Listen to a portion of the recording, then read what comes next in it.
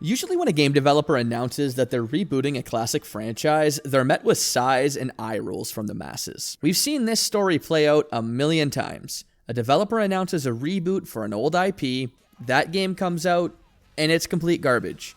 Occasionally, developers manage something that's not complete trash, but even in those few cases, it's usually just a mediocre product that seems more interested in capitalizing on our nostalgia than anything that's truly exceptional. But sometimes developers manage to do something special.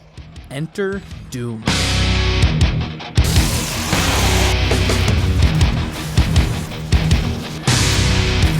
When the Doom reboot was revealed in 2014, I think most people rightfully had pretty muted expectations. I mean, really, what was there to expect?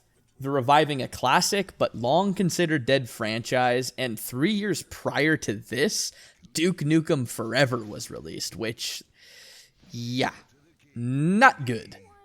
So most of us were thinking this would also just be a recipe for a complete disaster, especially given the bad press the development cycle got for years leading up to its release.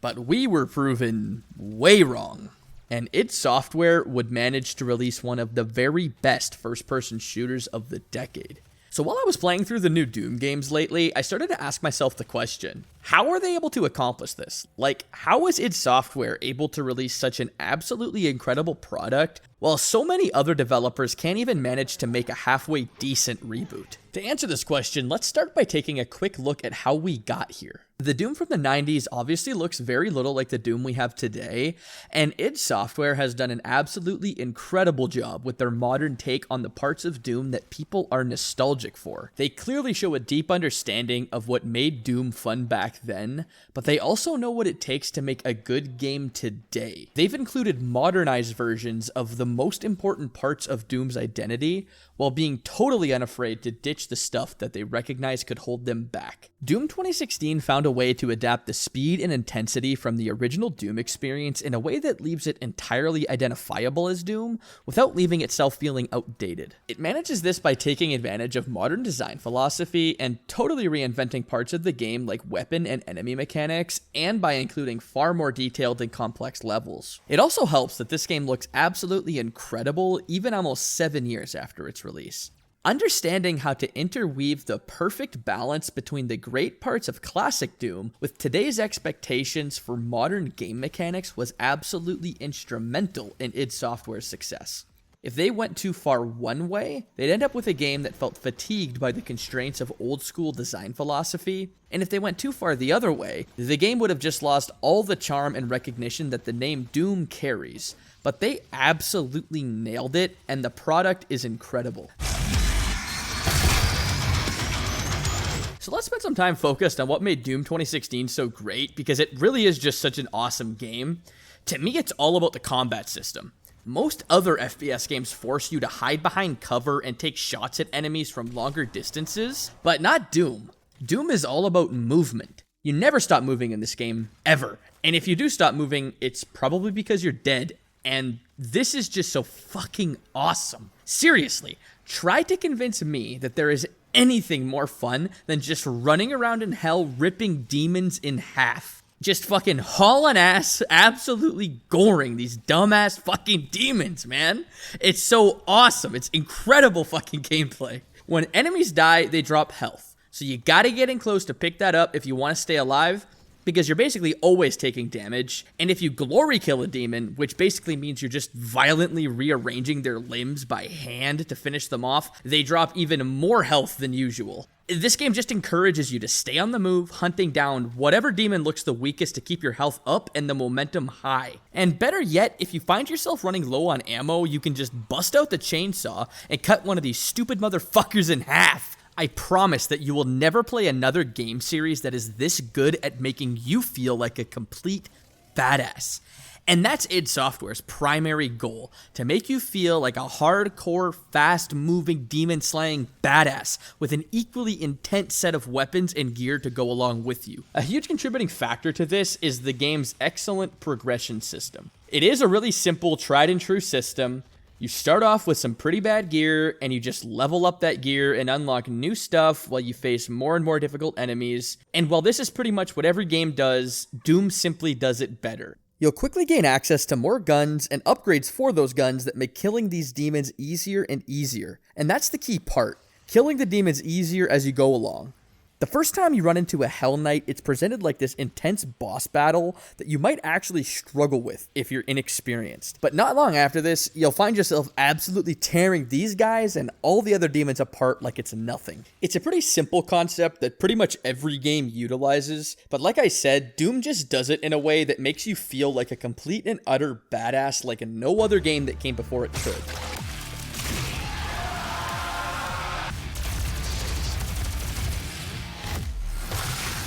The atmosphere this game places you in is reminiscent of the survival horror vibe that Doom 3 gives off, but without the slow-paced gameplay. And good God, the music is incredible. And I really wanted to take a second to mention how disappointing it is to hear about the way id Software and Bethesda treated Mick Gordon, who is the composer for Doom. If you're unfamiliar, basically when the community noted how the music in Doom Eternal was a pretty big step down from the music in Doom 2016, id Software threw Mick Gordon under the bus and blamed him for this directly. After Mick received severe community backlash, he put out a response that proved what id Software said was a deliberate lie that damaged his career. I'll leave a link in the description that explains this in more detail if you're interested to know more, but the bottom line is that the executives at id Software smeared and neglected to properly pay the composer that made one of the best video game soundtracks ever for them. And this is just a really disappointing blemish on an otherwise incredible franchise reboot. But to get back to the topic of the game's setting, I do think you spend just a little bit too much time messing around on this Mars base you wake up in when you first start playing. This game really shines during the portions of the game that are played in Hell,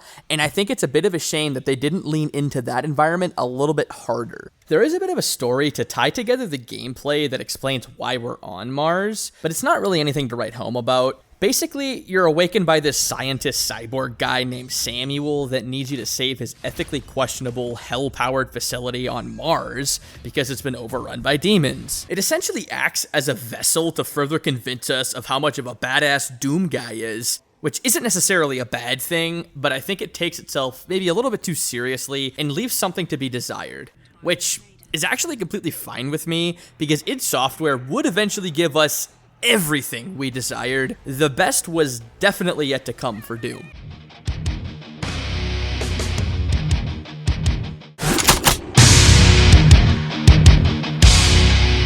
Doom Eternal is a fully fledged masterpiece. No exaggeration, this is one of the very best FPS games ever made. Right up there with games like Halo 3 and Half-Life 2. Take absolutely everything about Doom 2016's gameplay, which is already a fantastic game, and crank everything up to 11. That's Doom Eternal, and I fucking love this game so much. It really feels like id Software just wanted to do everything they could to make you feel as cracked as humanly possible in Eternal. The gameplay is so fast-paced, it's like ripping a fat line of fucking coke and hopping on a roller coaster or something every time you play. I really can't overstate how much of a seriously massive improvement over the previous game they made here, which, like I said, is saying so much because Doom 2016 was already excellent. Eternal doesn't even really feel like a sequel to 2016. You'll get something totally different from this experience than you will in 2016, but if you have to pick one, you should definitely be picking Eternal.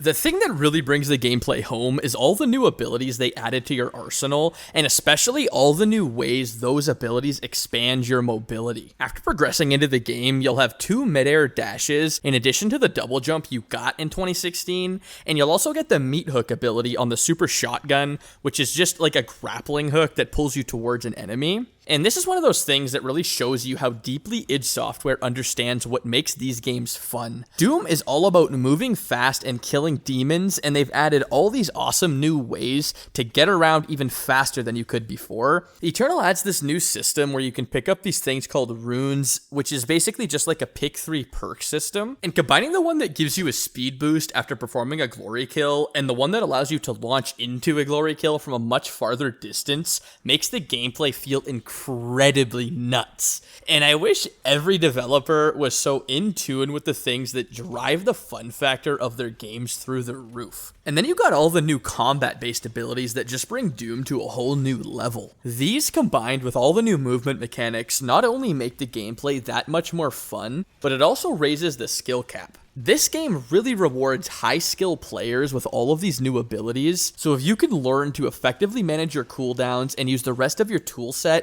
you'll absolutely pop off in this game. It's the type of experience that very few other games can offer, and after you're done watching this video, you should probably go watch somebody who is actually good at this game to get a better idea of what I mean. And one more thing that really shows how well id Software understands fun is the removal of the pistol and the changes they made to the chainsaw. In Doom 2016, you would always have this pistol that had infinite ammo, and this led to a lot of players using the pistol a lot more than they actually needed to conserve ammo. This inherently removed part of the fun for a lot of Doom players. They just weren't using the other weapons as they were intended to be used, so id Software just completely removed this pistol from Doom Eternal. And to counteract the player not always having the pistol to rely on, they made the chainsaw sit on a cooldown. So as long as you manage the chainsaw's cooldown effectively, you'll never really run out of ammo entirely. This encourages you to use all of the weapons in your arsenal rather than just using the pistol unnecessarily, which is definitely a lot more fun. It also means you get to use the chainsaw a lot more, which obviously is fun as hell. To switch gears for a second, one of my only real complaints about Eternal is the addition of slow mechanics. When I talk about this, I'm just mostly referring to this stupid purple goop that they have laying around the map, and once you enter it, you just lose the ability to jump or dash, and you have to slowly walk out. Like, I get that you're supposed to just avoid this altogether, but in a game that is all about moving fast, I just found it to be annoying, and I didn't really see it as like an actual challenging mechanic that you have to contend with. One other thing about Eternal that keeps it from being completely flawless in my view is its boss battles. I'm not necessarily saying that they're terrible, but they're definitely not as good as they could be. I just didn't find the bosses to be all that rewarding to fight, and they usually weren't all that challenging either. This is a small gripe that definitely doesn't ruin the experience, but it's worth mentioning as a potential area of improvement. But as you can probably tell, I really don't care that much about these issues because of how well id Software manages to execute the rest of this game. For another example, you can look towards the platforming and puzzle sections of the game that recall some of the puzzles from the classic Doom games. One thing about Doom 2016 was that it was a little overbearing at times to basically always be in combat. But the puzzles they added to Eternal give you this nice mental break that helps to keep you engaged. id Software places these sections of the game right after long fight sequences to help you basically reset for the next one, in the same way that fishing minigames or driving sequences in open world games help to draw you back into the gameplay loop by giving you a quick period of rest. It's an important mechanic that once again just really shows how deeply id Software understands how to create a game that can evoke the Doom experiences gamers had 30 years ago, while keeping this incredible, fast-paced, and modern gameplay. And I just wanted to touch on the story really quick because I think that's another place where they made really big improvements over Doom 2016. They take the time to really expand the lore behind Doom and give us a look into the why of everything that's going on. Eternal spends most of its time with you battling demons on Earth, and these settings are just really awesome. It paints this epic picture of these Titan demons fighting off against massive Earth defense mechs, leaving you feeling like you're somewhere in the middle of this all-out war between Earth and Hell. We even take a dive into the motivations of the deities responsible for this conflict, which gives an even greater level of meaning to what we're doing as the Doomslayer. And speaking of lore, if you care about it at all, you'll want to make sure you pick up the Ancient Gods DLC. These expansions aren't without their flaws, but they do a great job of building on the lore that the base game establishes, and they add some cool new gameplay mechanics to go along with it. My recommendation here would just be to play through Eternal, and if you decide that you want more, go ahead and buy the DLC. I think they're worthwhile if you pick them up at a decent discount. I was able to pick them both up for under $10 on G2A, and I got about 10 hours of content between the two of them. And like I said, these two DLCs are basically just focused on building on the story and lore from Eternal's base game. So my recommendation, like I said, would just be to pick them up if you care about that, but if you aren't really interested in that, just keep in mind that the story for this game isn't really a masterpiece anyway. I personally really enjoyed taking a deeper dive into the mythos of Doom, but what it does even better than that is gluing this game together with an interesting narrative without muddying the most important thing, which is the gameplay. Not serious, that guy doesn't scare me. I'd like to see him try.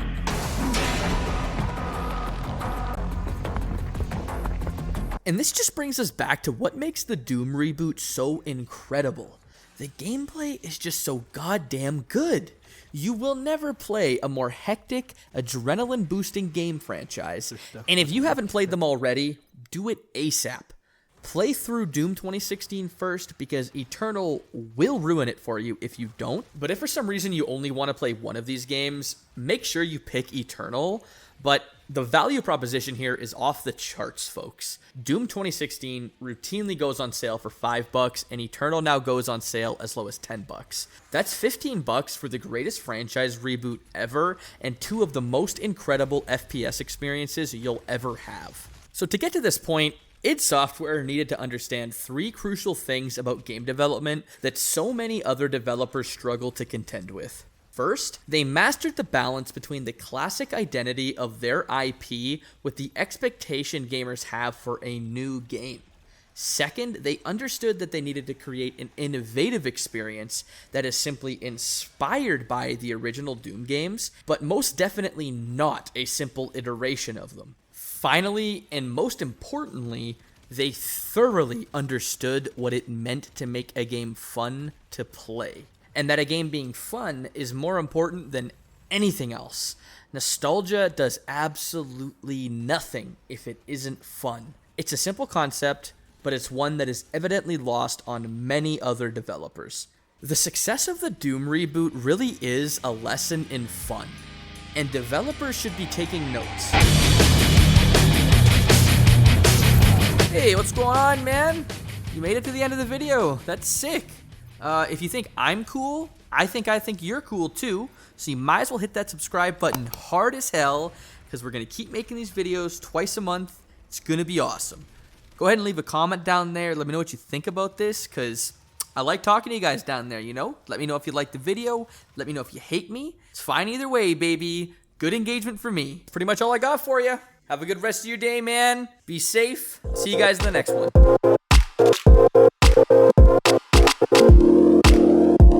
I'm over here stroking my dick. I got lotion on my dick right now. I'm just stroking my shit.